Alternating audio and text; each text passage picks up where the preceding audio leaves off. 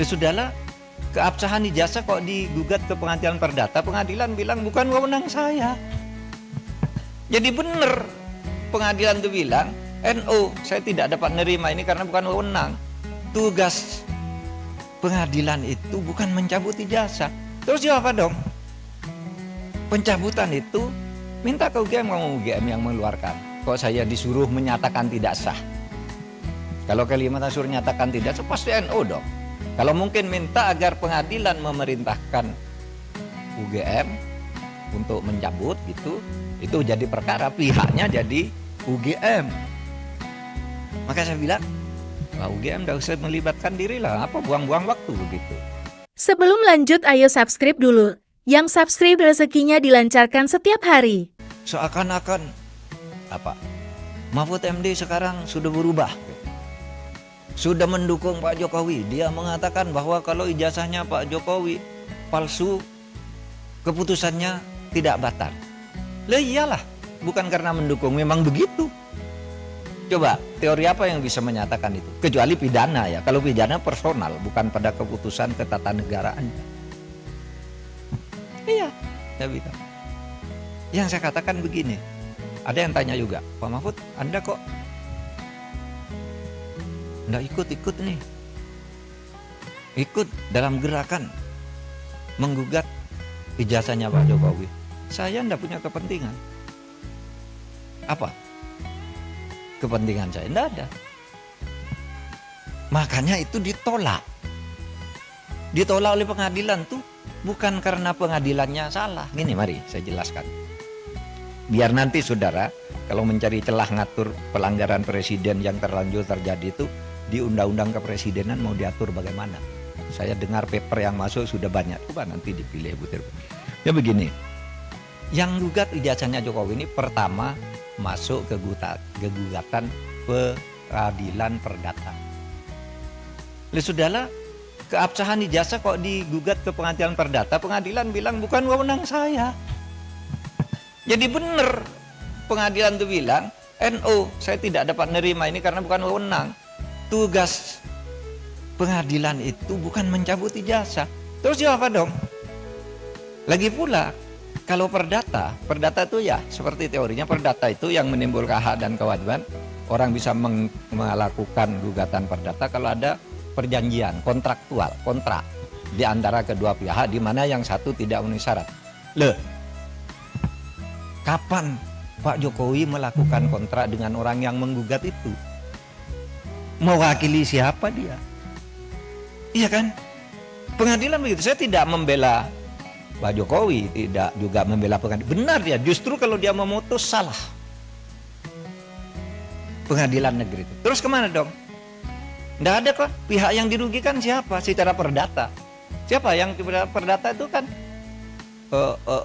pribadi dan badan hukum privat. Oh kalau gitu pindah ke PT UN. PT UN juga menyatakan tidak bisa nerima. Kenapa? Kalau saya dinyatakan mencabut ijazah tidak sah, seharusnya Anda minta, kalau mencabut ijazah itu minta ke UGM. Karena UGM yang menerbitkan, masa PT UN? Dan lagi pula apa rugimu secara ketatanegaraan, ketatausahaan negaraan? Pencabutan itu minta ke UGM, ngomong UGM yang mengeluarkan. Kok saya disuruh menyatakan tidak sah? Kalau Kalimantan suruh nyatakan tidak sah, pasti NO dong. Kalau mungkin minta agar pengadilan memerintahkan UGM untuk mencabut gitu, itu jadi perkara, pihaknya jadi UGM. Maka saya bilang, UGM tidak usah melibatkan diri lah, apa buang-buang waktu begitu. Dan orang tidak berwenang juga.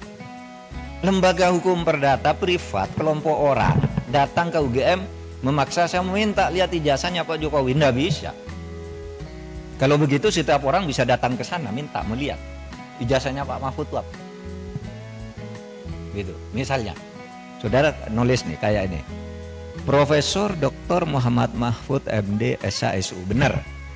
Tapi sekarang yang beredar Profesor Dr. Muhammad Mahfud MD SHSU MIP. Yang di kepres yang terakhir itu ada MIP-nya. Saya tidak pernah mengusulkan nama MIP itu, tapi saya tahu kira-kira orang yang membuat kepres ini tahu bahwa saya punya gelar MIP dari UGM.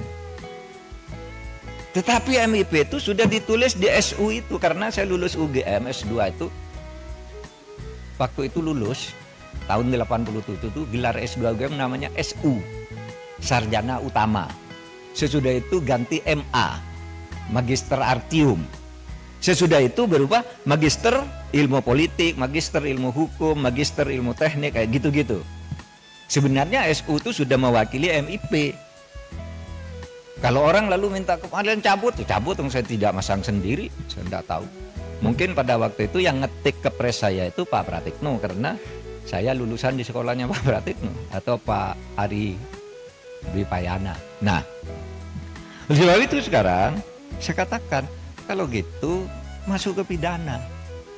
Nah, kalau ke pidana itu kan nggak masuk ke pidana, malah yang dihukum orang yang menyebarkan berita bahwa ijazahnya palsu.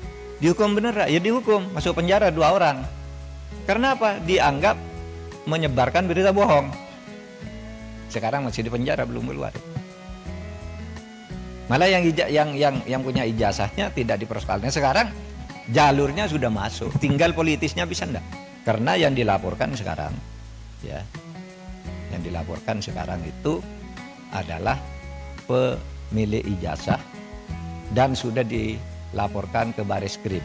Nah, kalau itu arahnya udah tepat, tinggal hukumnya nanti dinilai benar apa tidak itu palsu. Nah, kalau gitu UGM boleh hadir, dipanggil pengadilan. Kalau cuma didatangi orang, saya minta ijazahnya, saya minta skripsinya untuk apa?